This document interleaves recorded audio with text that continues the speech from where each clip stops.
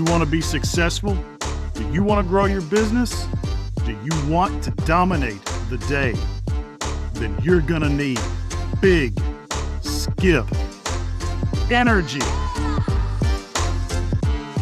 Michelle, welcome to the Big Skip Energy podcast. How are you? I'm awesome. I'm caffeinated and I've already been working for like 6 hours today. So let's do it. That's good. So your day's like, in theory, almost over, but not even a little bit, is it? No. No. Very good. Well, listen, I appreciate you coming on the show. For listeners that don't know you, aren't familiar with you and what you do, take a minute, introduce yourself if you would, and just talk a little bit about what you're all about. Yeah. Well, thanks. First and foremost, thanks for having me. Really exciting. I love doing podcasts and I love getting to spend time with other podcast hosts and people that are just trying to add value to the industry. So super appreciate you and for having me. So for those people who don't know me, my name is Michelle Berman Mikel. I've been doing what I do for almost 10 years.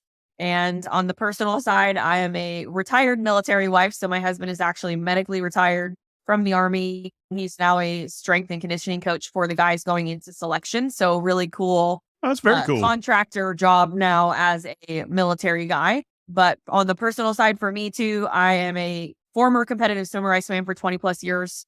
I swam for Rutgers, if anyone's familiar. And most people are like, oh yeah, we know, but how did you end up at Rutgers from California? So I'm born and raised in Southern California. Don't love to claim California as home anymore, which for many reasons, but grew up swimming, swam competitively at Rutgers on scholarship, and then graduated from college and became a competitive CrossFitter shortly after. So I CrossFitted for about 7 years before retiring officially and becoming a mom. Now I work out a lot, I run a lot, but I'm more so focused on being a really good mom and running a really great company, but I do still work out a lot. And my husband is currently training to qualify for Boston. So fitness very cool. is in my blood. Fitness is in my family. Fitness is certainly a huge part of what my son understands and knows. So I do have a 3-year-old. His name is Knox. He is named after Fort Knox. Funny story on that. But we are really moms, or I am a really busy mom with a lot of other busy moms in the town that we live in. But on the business side, I own a company called Berman Media PD. The name of my program that is part of Berman Media PD is called Beyond the Method. And to put it simply, what do we do? The answer to that question is we teach real estate agents and mortgage professionals how to actively prospect through the Instagram platform, meaning you are actively outbound, reaching out to people that you do not know through the content you are producing and through the DM platform or the DM space on the Instagram platform to be able to create opportunity for yourself. So first and foremost, are you creating connection? And if you're not, we need to teach you how to do that. Then we need to teach you how to actually have good conversations so you don't sound like the LinkedIn messages that we all probably get multiple times. And it seems to be getting worse by the day. It is getting worse. We don't want to be that. So that's a huge part of what we teach or what I teach. And then the really underlying silver tone, Skip, if I can tell you, is it's all about leverage, right? Do you understand what leverage is for yourself and do you know how to use it? And then do you know how to use your vocabulary, quite literally, meaning how you're talking to people to be able to use leverage effectively to create a ton of opportunity off your platform. Yeah. So talk to me a little bit about that. I want to know, first of all, what was it that inspired you to get into this particular niche of coaching? Because, obviously, and I've not having been exposed to any of your training, obviously, but just what you have online, but I'm willing to guess one of the things that you point out is we got to go beyond the, hey, happy Arbor Day post and actually create things that are substantive and matter to your targets. So talk to me a little bit about first how you got into it, and B, what is the first thing you tell somebody when they say, hey, look, I need help? Yeah. Oh, two amazing questions, and they're separate, right? Two separate sides. So how did I get into the mortgage and real estate space? And it's funny you asked me that because I feel like that's been the theme of my week. I've been asked that several times. Not just from you as a podcast host, but just like even from clients. I had a client randomly on a coaching call that was like, Michelle, why did you choose mortgage? Like it seems random. And I was like, well, it really wasn't. And here's how that really happened. So back in 2014, when I really started my Instagram time, if you will, quote unquote, I was buying and selling and flipping Instagram accounts like you would buy and sell real estate. So I got really, really good at the sort of buy and hold concept that we hear a lot about in the real estate world. And in that process, I was building up the accounts. I was creating really good content. I was selling ad space in the process. And then at a certain point, when I got the account to a certain revenue level, I would then flip it like you would flip a house. And so I started discovering my love of this kind of real estate-y type concept. And then fast forward to when I was 24, shortly thereafter. So this was over 10 years ago now. I bought my first house at 24. And the reason was I literally had too much money in savings that I didn't know what to do with. So I called my parents one day and I was like, I'm getting the renewal letter in the mail from the apartment complex and they're raising my rent and I have 2 dogs. So they're raising it, an extra 150 just because I have 2 dogs on top of the standard cost increase. And I was just like, well, I have all this money sitting in savings. Like, why am I doing that? Like, why don't I just buy a house? I was single at the time. So it was kind of like, well, hell, I'm just going to do it, Yeah. So I ended up buying my first house. It was a 100% fixer upper. It was the most incredible thing I've ever done. Like, it was the hardest thing I've ever done, but it was really, really fun and very exciting to be able to say that I did that at such a young age. But what happened there is I very, very quickly face planted into the real estate community where I was literally meeting realtors nonstop because of my experience in buying a home and where I lived in Arizona. And so I ended up saying to myself, it kind of in the business world or in the realm of that, I love these people, like, because they're gritty and they're entrepreneurs. Like, they're the type of people that if they want to get something done, they're not going to rely on someone else to do it. They're going to just do it themselves. Right. And that's really who I am to my very core as a human being. So I really connected, and that word is important, right? But I really connected to other people like me.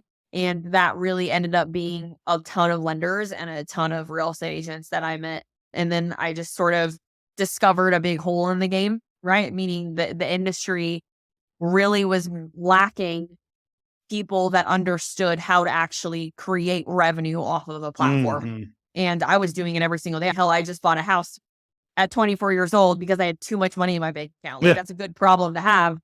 And so I just kind of believed in myself enough to say, if I can do it, I can certainly teach other people how to do this. And I 100% of my income was coming through the Instagram platform. So I was walking the walk. And I think that caught fire when I started teaching. Very cool. Yeah.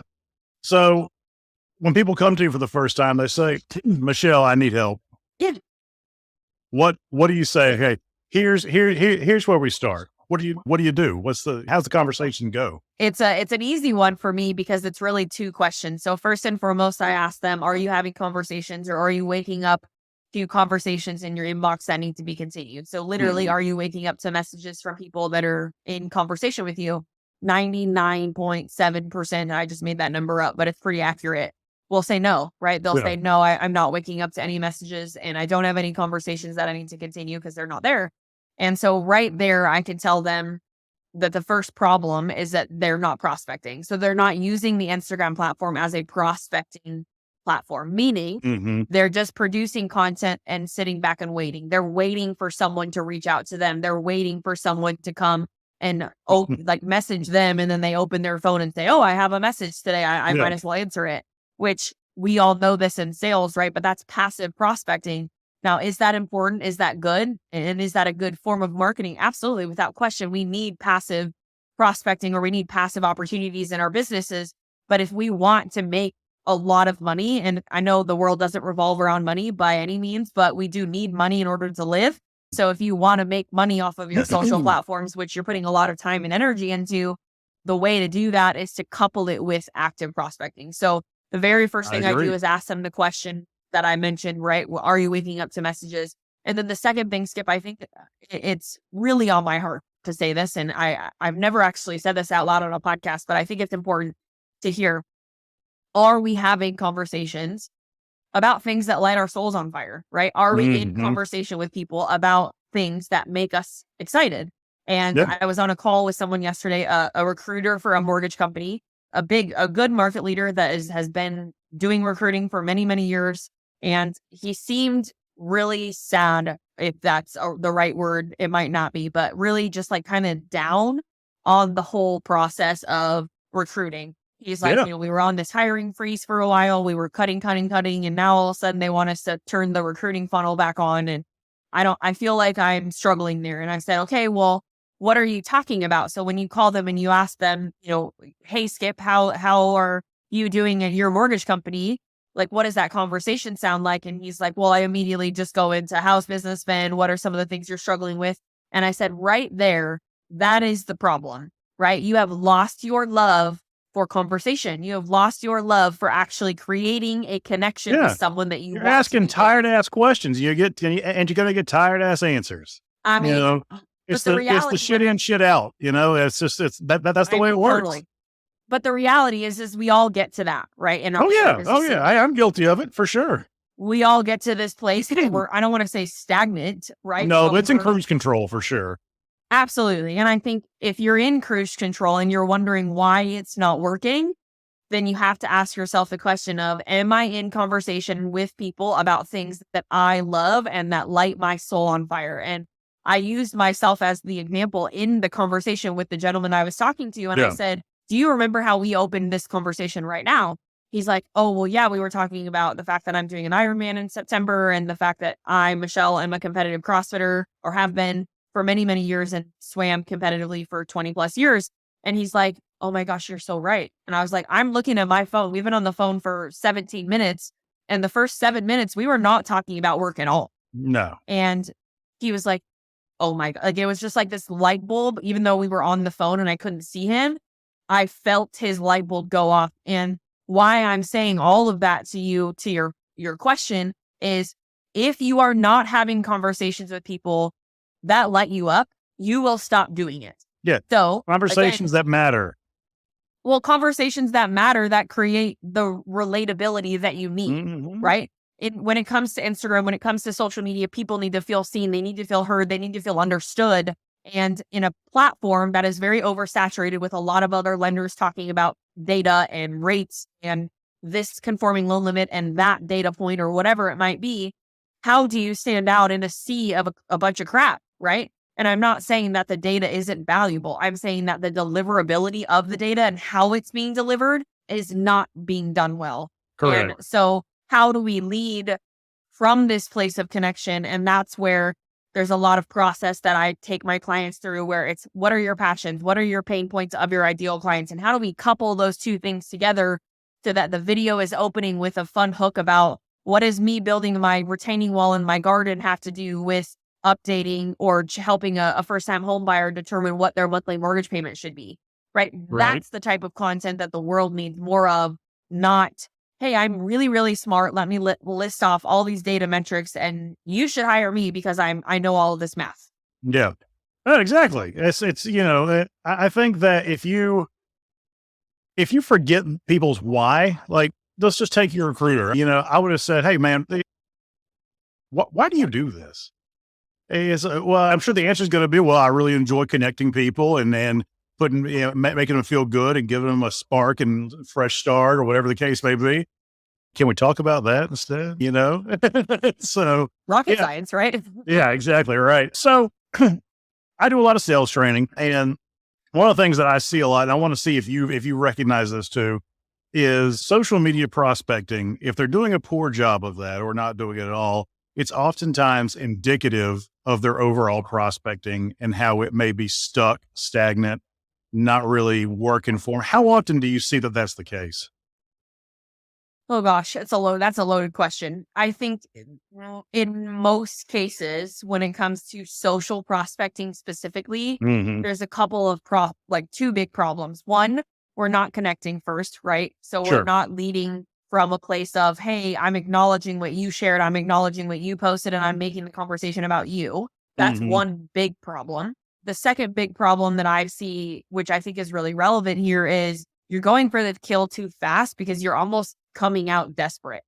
Yeah, it's the law of desperation. The worse you need something, the less likely you are to get it. So, well, and I think where you put your energy is where things go, right? Or where you put your energy is where things flow, right? And whatever the fun phrases you want to say there. But what I've noticed in my clients, especially, is when they lead from this genuine place of, hey, I'm a mortgage professional trying to recruit real estate agents to come give me deals, or I'm a mortgage professional trying to go get other LOs to come work on my team or to come join my company. The ones that do it best are the ones that literally and genuinely care about the other person, right? In the sense, and what does that tactically look like? So let's say, for example, I post and we'll pretend that you're trying to recruit me, Skip, right? So you're a mortgage professional trying to recruit me, Michelle, to come work for your company. I post a picture or a video of Knox turning 3 and his theme for his birthday party is cars, which not surprising, right? He's a big cars guy. But you see that post. If you commented on it and said, Michelle, I'd really love to talk to you about mortgage, right? Or you send me a DM and you say, hey, Michelle, great post. Are you available to talk next week so that we can jump on a call and see if my mortgage company might be a good fit for you? Do you think I'm answering that? No. No. But if you turn that conversation into or spin that conversation in a different way, and we talked offline, right, about your kids and how your youngest is about to be 4, right? That's super relatable to me with mine that's about to be 3. We're kind of going through a very similar phase with our children.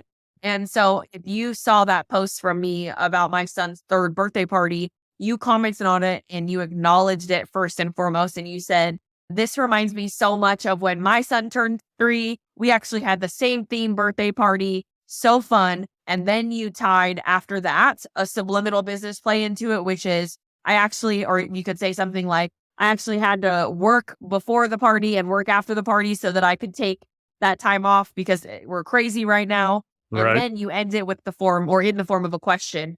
So you say, did your son love the cake? Or how many kids did you guys have? Or did you guys do outside water play or whatever it might be as far as how you end it? Right. But all of that is in one message. So you're acknowledging me first. Then you have this subliminal business play, which when I gave that reference point, if you want to listen to the recording, I would go back and pause me because I said it fast. But the subliminal business play piece there was you telling me I actually had to work before and after because we're so busy right now, but I really wanted to be able to be present with my son or with my family for their birthday. And then you ended in the form of a question. Now my question to you, Skip, is, am I replying to you? Of course you are. Why? Well, because you're talking about something that, first of all, 2 reasons. One is we're not going to fall back on our automatic, responses to being sold. And 2, it's relatable. You feel like someone's trying to like genuinely connect with you, So, Yep. and that's the thing. It's like, Kayla Calendar, Oh my gosh, she's, absolutely. And so, she's my part-time co-host on here, and her big thing is content creates conversations, right? And it's not content creates closings. That's not what the point is. You got to treat it like a human, like a human is on the other end of the line there, not just a transaction. Yeah, I mean, it blows my mind how hard it is for some people to not just go like, yeah, you got to close. It's like take your time, get to know somebody. Hell, you may not even know if you're a good fit to work with them or not, right? So it's really doing them and you a disservice if you don't take the time to get to know somebody first. Well, and I think it's a volume thing, if we can speak into that, right? People are trained to pay attention to their numbers, and I'm no different, right? I run a company just like you guys do. Sure. And although it's a different metric, the concept is the same, and meaning know your numbers, right? We're all taught that. And I think part of it is when you're in sales, you look at things from a perspective of what's the number at the top of the funnel? How many people do I need to call? How many people do I need to be talking to every single week in order to get to X goal?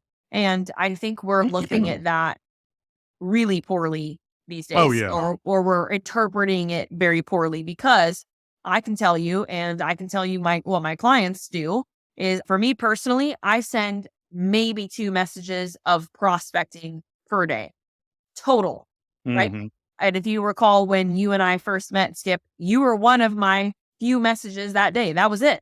Look at me. But I have a very intentional category for each of the day of the week based off of what I know is a goal of mine.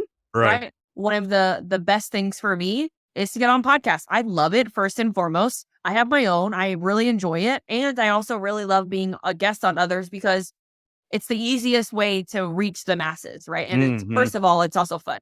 Let's just not forget that part. But when I have an intentional category each day of the week, I can be very strategic. I can be very structured, and I have the ability to limit the number, right? So I can say, I can send 2 messages and these are the 2 people I'm messaging, or I can send 10 messages and these are the 10 people I'm messaging, depending on what day I'm focused on.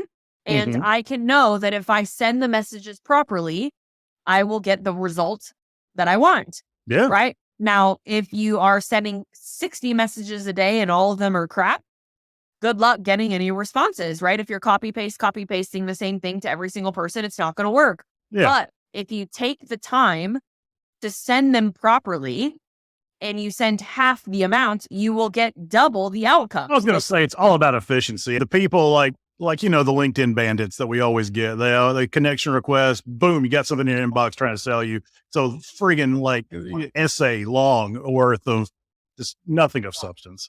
Yeah. And so it's just like no, that doesn't work. So yeah, it's just like you said, you've got to, yeah, it's funny because I had this happen to me this morning. So I had one particular person that, reached out to connect, didn't try and solicit immediately. I appreciate it.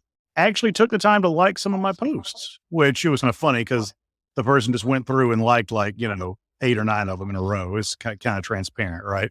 Didn't comment or anything. Then I get the message. It's like, well, man, at least she put a little bit more effort into it. But yeah, it's all about efficiency, right?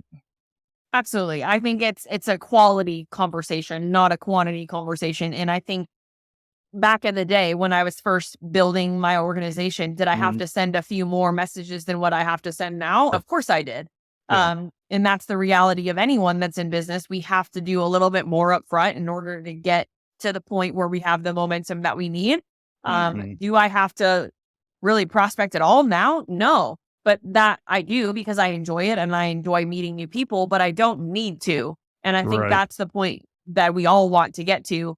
But in order to get to that, we have to understand that we have to put the work in. But I think the biggest piece of that when it comes to social specifically is don't just do the work to do the work, right? Don't just check the box to say, I posted on Instagram today and I sent 5 messages today. Because if that's all you're focused on is just checking the box, the person on the receiving end of the message is they're really going to pick up on it. Tell. Yep. Yeah, you're not doing this just to go through the motions, and so it's the same thing. Yeah. Yeah. It's just, it blows my mind. Okay. So obviously, you're very athletic. You like sports a lot. And I always equate salespeople are the elite athletes of the business world. Right. And so, that's something that I've always trained on. And I tend to use a ton of sports analogies and that kind of thing, which does get me in trouble sometimes if I'm not talking to somebody who actually knows, anything about baseball, football, tennis, that kind of stuff. But how much do you think that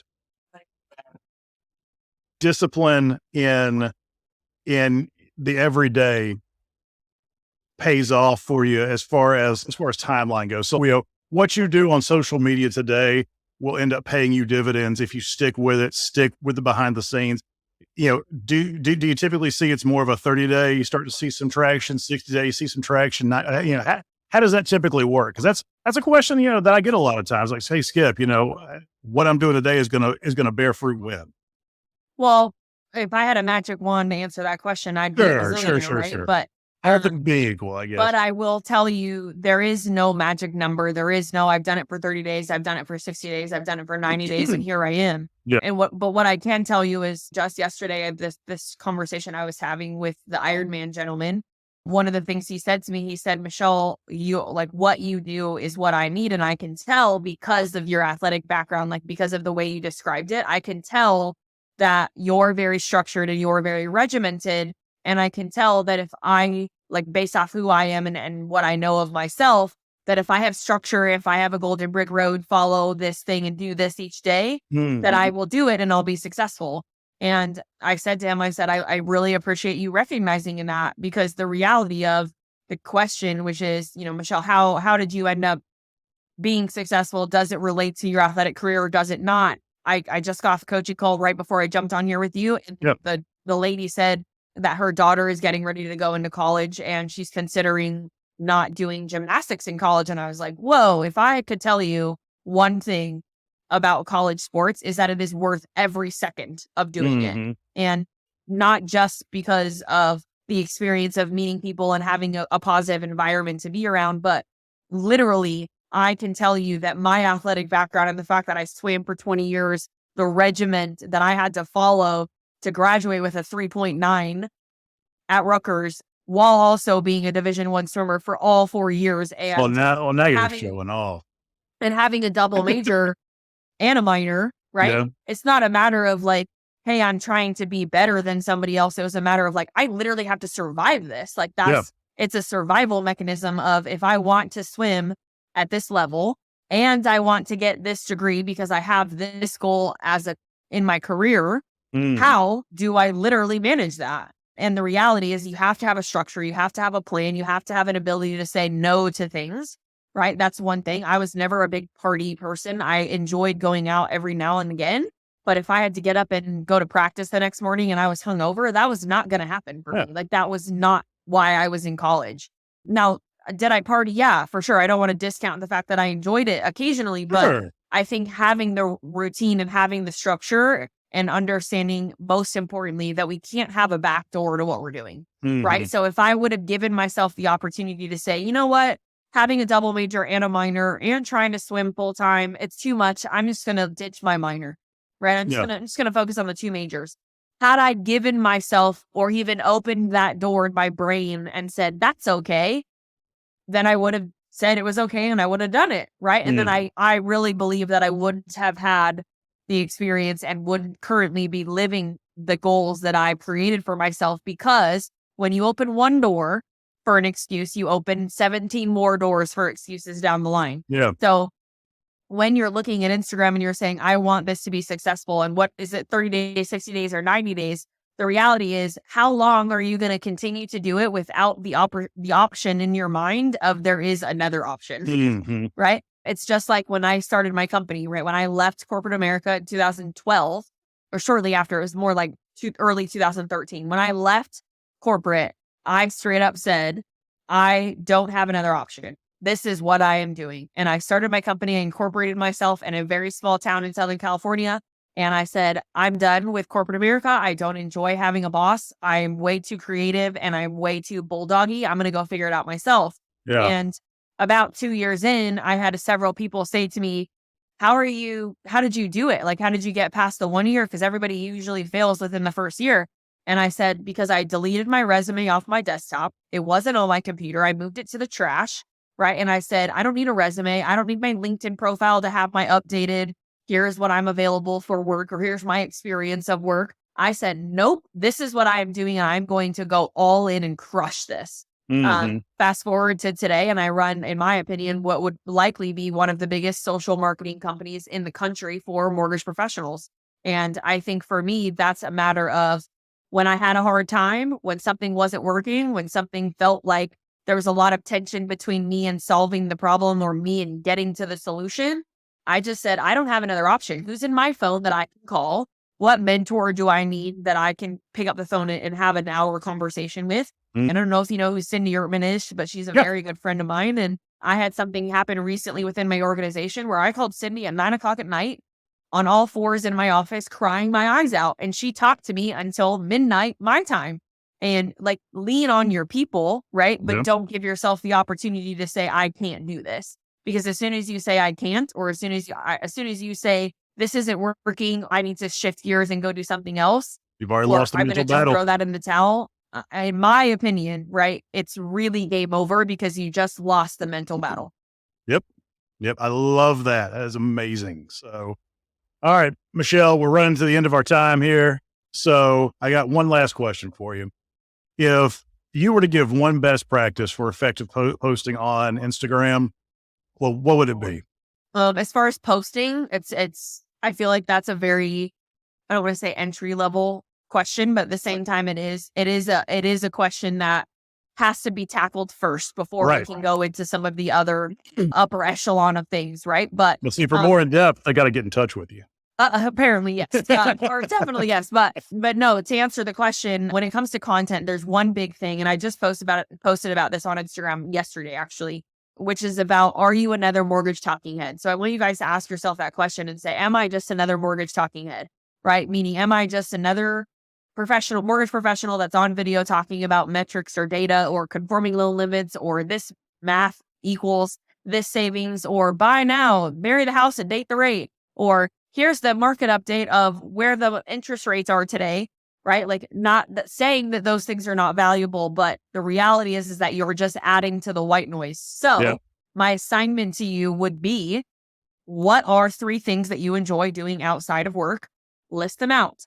make a T graph. If you've heard me on make a T graph, right? And on one side of it, write your 3 passions. And on the other side of that T graph, list out 3 of the main pain points of your ideal client.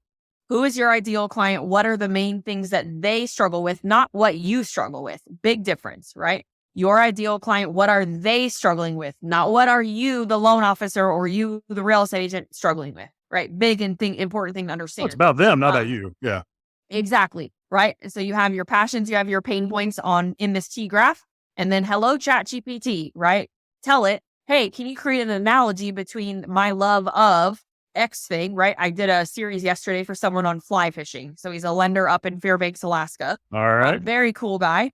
Big fly fisher. He does it as a commercial sport during part of the year as well because he's that good at it, right? Owns several Right boats. on. Really cool thing. I even told him he better ship some to me in Tennessee.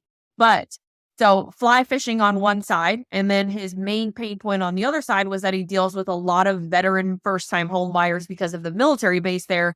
And the big issue for them is that they didn't understand the difference between what is my down payment and what are my closing costs, right? The difference between those two things. Now, in theory, the closing costs make up part of the down payment, right? But there are down payment in place, still 2 separate, right? But So they are 2 separate things. And he said that a lot of his clients really didn't know that.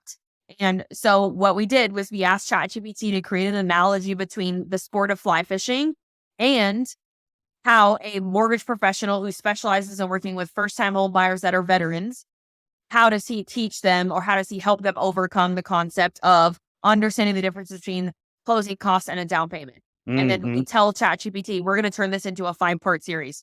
Enter. Right now you get this beautiful analogy broken into 5 parts. Each of those 5 parts is its own video of 40 to 60 seconds less. And there's a lot of logistics that go into that, obviously, but that's the framework of how we overcome the I'm a mortgage talking head and I'm just saying the same thing on video that everybody else is saying. I love it. All right. So Michelle, listeners want to get in touch with you and learn more about your services, who you are, what you do. Where should they go? Instagram is the best place. I answer all my own. I'm shocked. Yeah.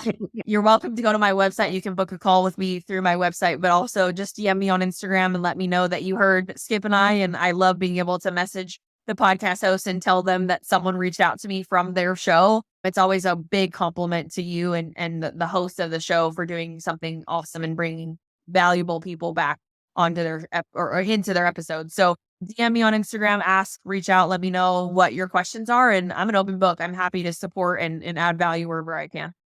All right, Michelle, thank you so much for coming on. I really enjoyed it. Absolutely. My pleasure. Thanks for having me.